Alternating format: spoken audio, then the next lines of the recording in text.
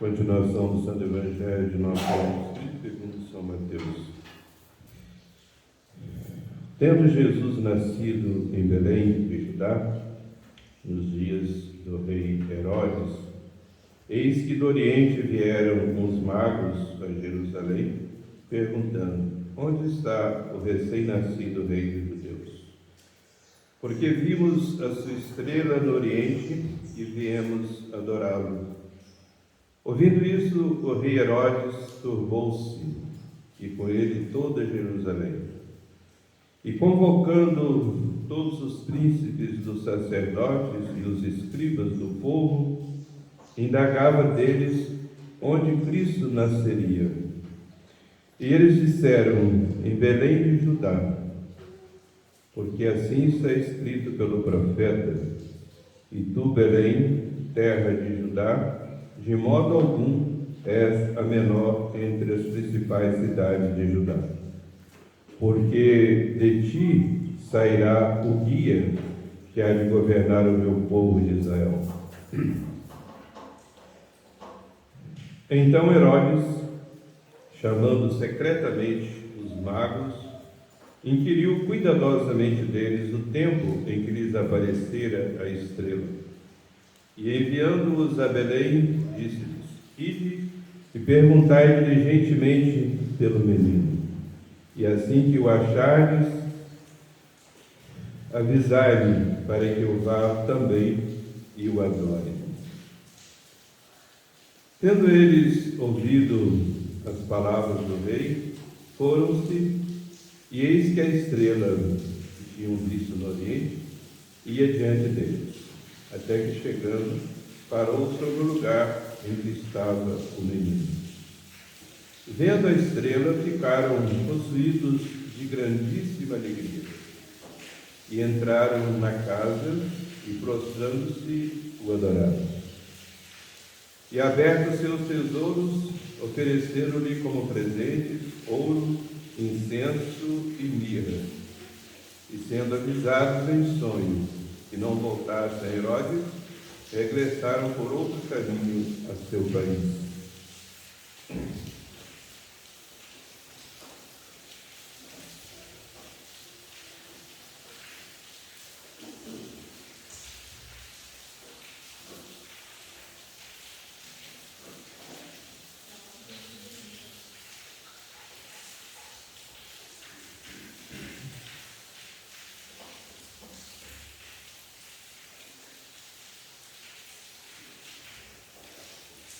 Pelo sinal da Santa Cruz, evangelho do nosso Senhor, dos nossos inimigos, em nome do Pai, do Filho e do Espírito Santo.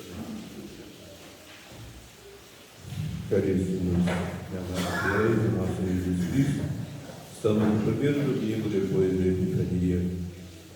Neste domingo, celebra a Santa Igreja a festa da Sagrada Família. Essa festa foi instituída pelo Papa Leão XIII, em 1893.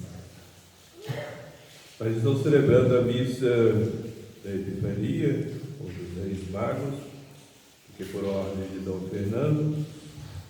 Todas aquelas festas que eram de ação de guarda e hoje não é mais, devem ser celebradas no domingo seguinte. Então, por isso, a missa da Epifania, e vou fazer a prática sobre a Epifania. Epifania é um nome que vem do grego, significa manifestação. Nosso Senhor se manifestou aos homens,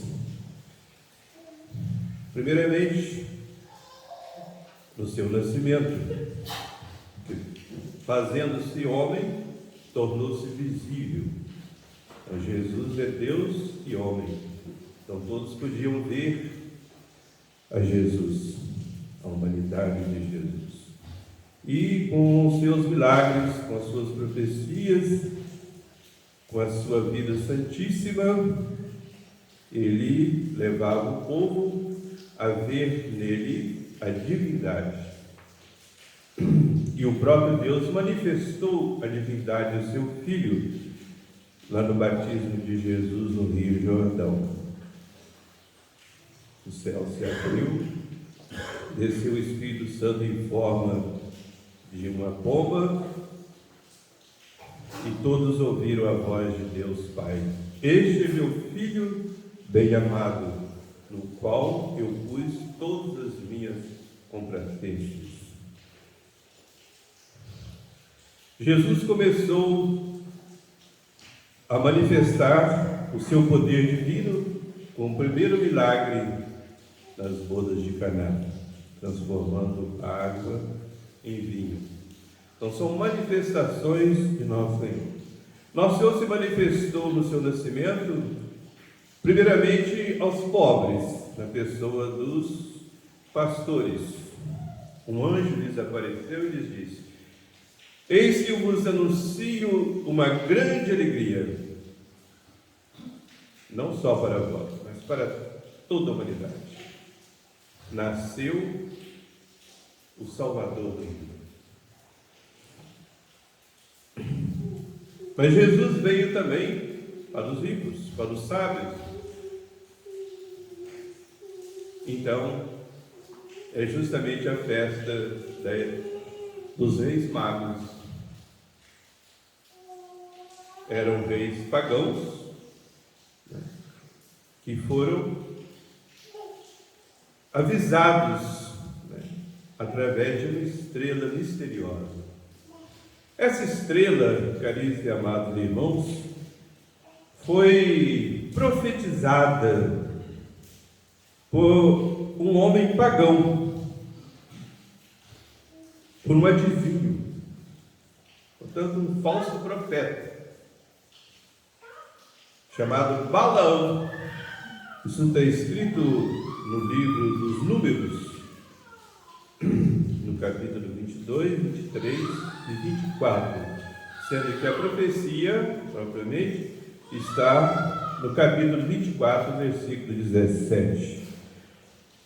Eis, diz Balaão, que eu vejo, não agora presente, mas em um tempo longínquo, vejo aparecer uma estrela, a estrela de Jacó, e vejo levantar um cetro de Israel.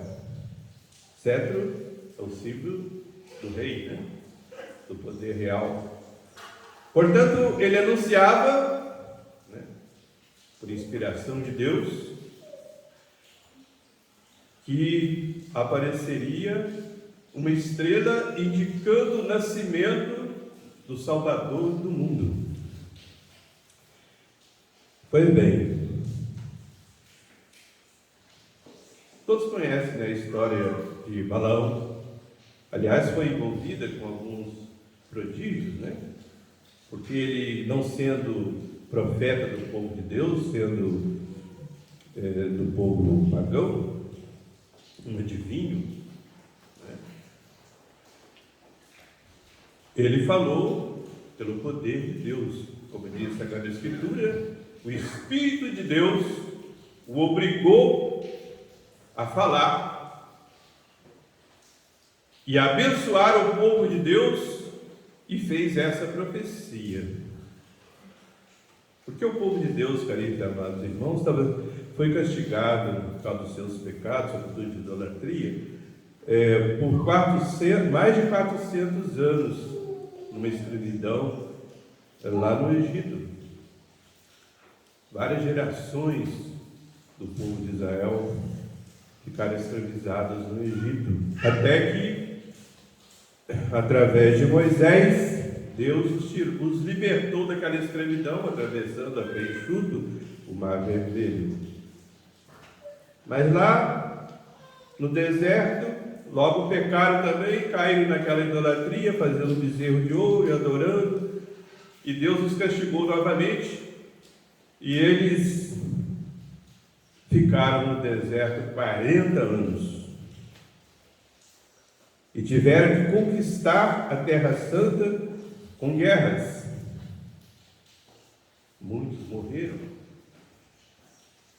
mas até que enfim chegaram ali naquela planície perto de Jericó. Era só atravessar o Rio Jordão, eles entrariam na terra prometida, na Judéia, onde nasceria o Salvador do mundo.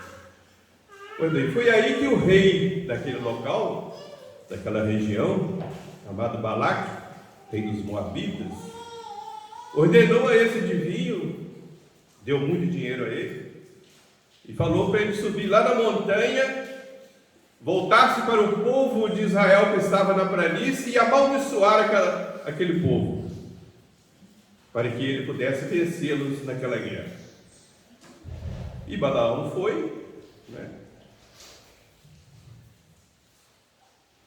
Ganancioso do dinheiro, mas Deus mandou um anjo, que ele não viu, mas a sua mula, a mula na qual ele estava montado, viu e empacou, né? Ele estava passando num corredor assim, porque lá há muitas vinhas cercadas de muros, né? Entre um muro e outro, ele estava passando, montado na sua mula, quando a mula parou, né? E ele bateu bastante no animal, e o animal o jogou assim, encostou no muro e por fim caiu. E muito irado, Balaão batia na sua mula. E Deus, é todo-poderoso, por um milagre, fez que a mula falasse. Todos sabem disso, né? Está lá na Bíblia. Reclamando de por que Balaão a maltratava. E no mesmo instante Deus abriu os olhos de Balaão. Ele viu o anjo com a espada, né?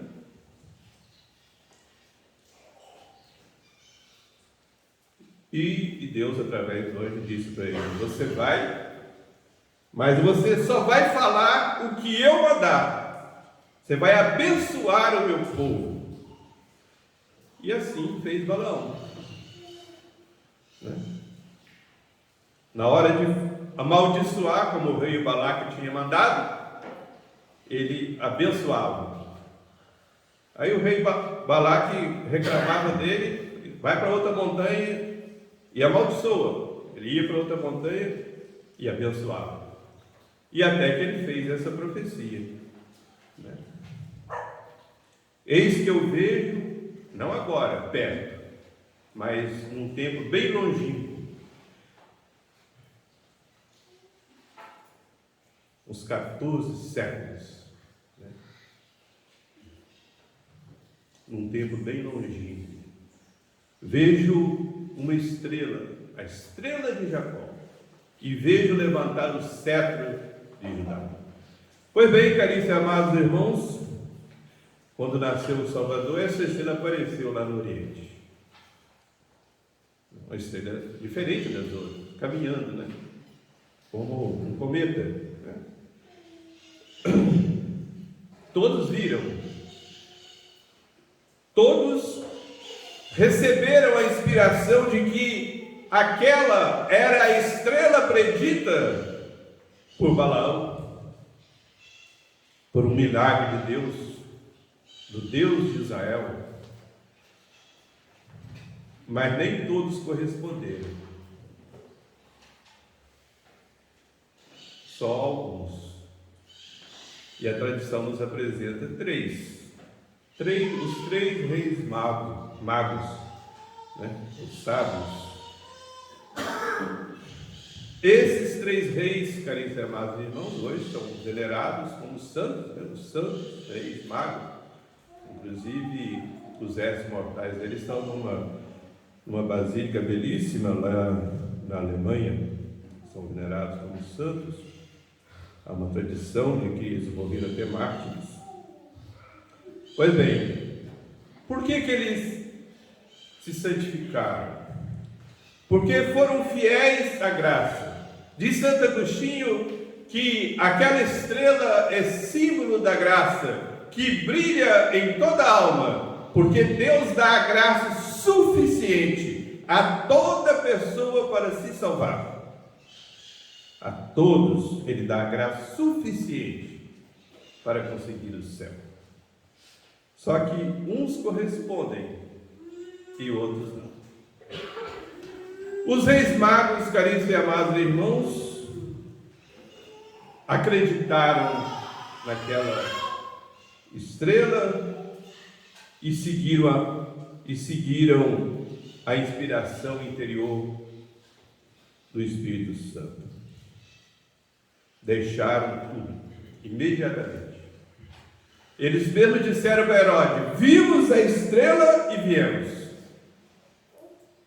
Deixaram a família, deixaram os seus negócios, deixaram o seu país, para fazer uma caminhada de dias, talvez de meses, pelo deserto,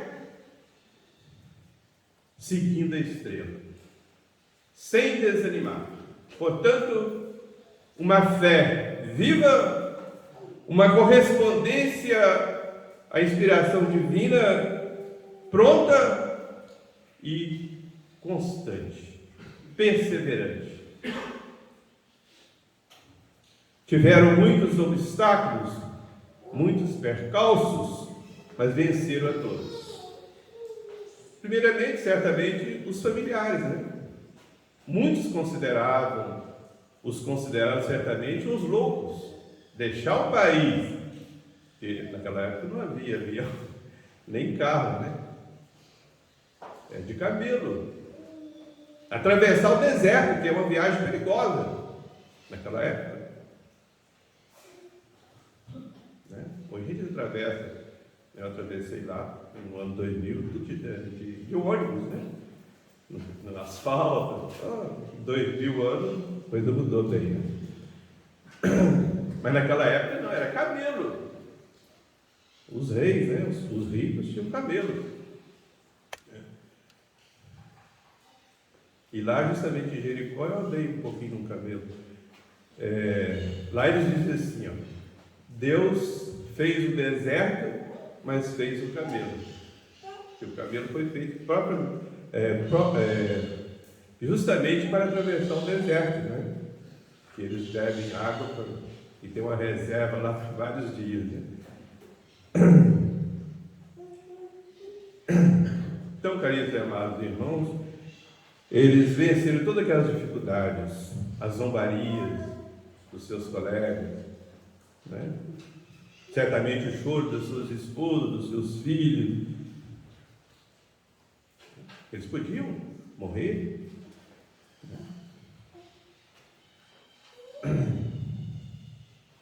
Pois bem, seguiram. Vimos a estrela e viemos.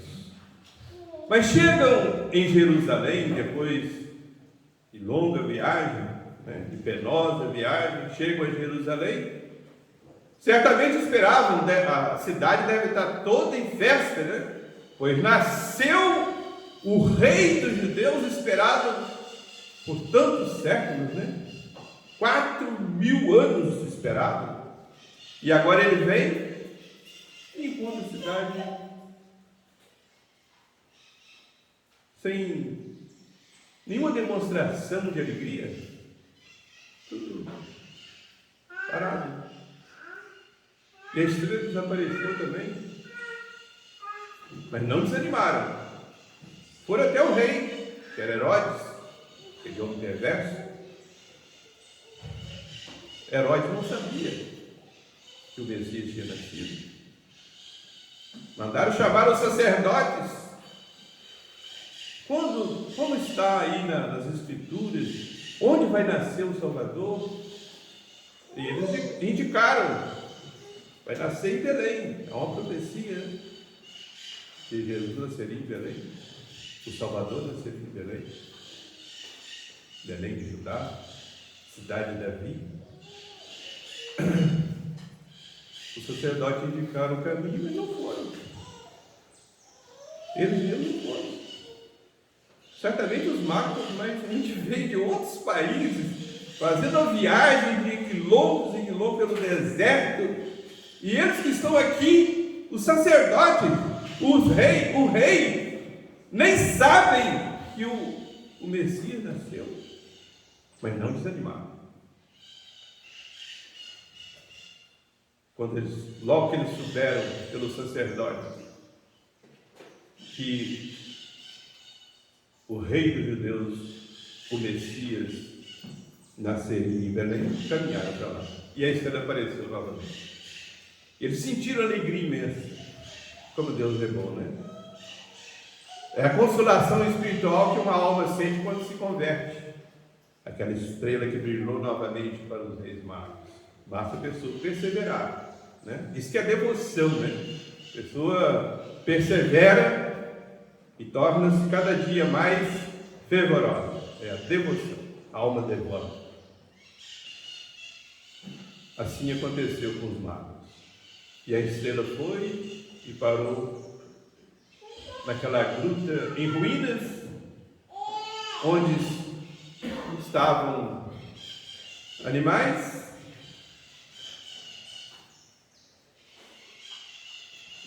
Era um curral. Havia sido predito por Isaías, né, que o boi e o jumento reconheceriam o seu dono, mas os homens não o reconheceram. Os magos, ao ver aquela criança, pobrezinha, reclinada sobre a palha, envolvida em pobres paninhos, não duvidaram.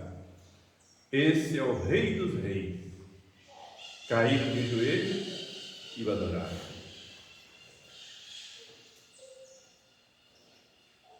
Por isso foram santos. Uma fé firme, uma correspondência à inspiração divina pronta e constante até o fim, vencendo todos os obstáculos. Eis aí, caríssimos e amados irmãos, a grande lição que nos dão os santos reis magos: fidelidade à graça de Deus. Amém.